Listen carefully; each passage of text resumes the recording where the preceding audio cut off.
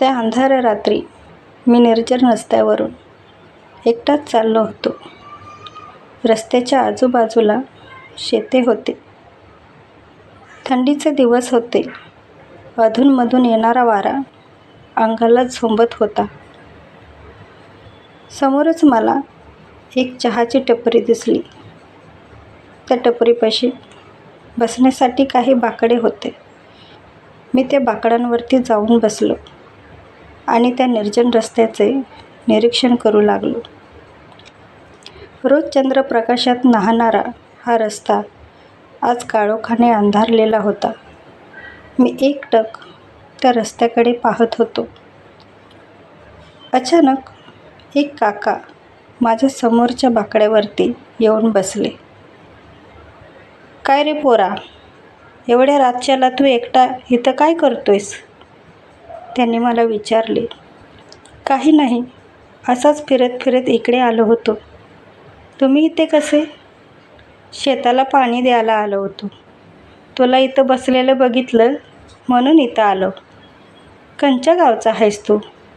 इथला तर वाटत नाहीस." "हो, मी इथला नाही."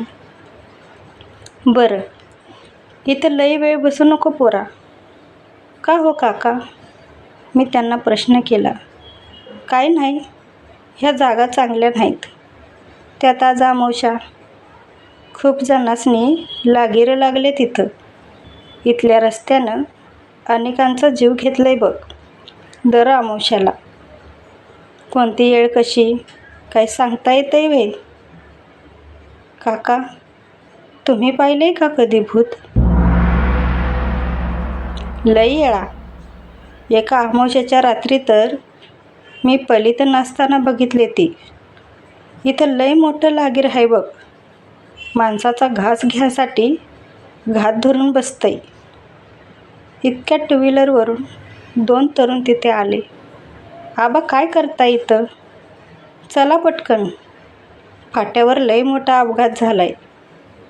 ॲम्ब्युलन्सवाल्याला फोन केलाय, येईल तो तासाभरात."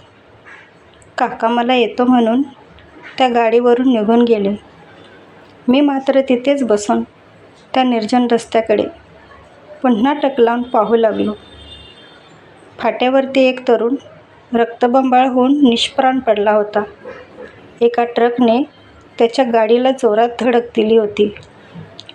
ॲक्सिडेंट एवढा भयानक होता, त्या तरुणाचा जागीच मृत्यू झाला. त्याच्या अंगावरती चादर टाकून त्याची बॉडी झाकली होती. तेवढ्यात ॲम्ब्युलन्स आली. त्या डेड बॉडीला उचलताना वाऱ्याच्या झोक्याने त्याच्या तोंडावरची चादर सरकली. काकांनी त्याचा चेहरा पाहताच ते 2 पावले धक्क्याने मागे सरकले. त्यांचे काळीज भीतीने थरथरू लागले. भीतीने त्यांचे डोळे विस्फारले.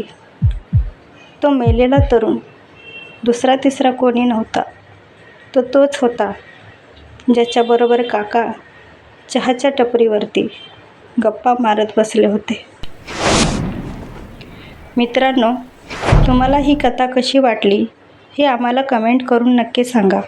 आणि हो, आमच्या चॅनेलला लाईक आणि सबस्क्राईब नक्की करा.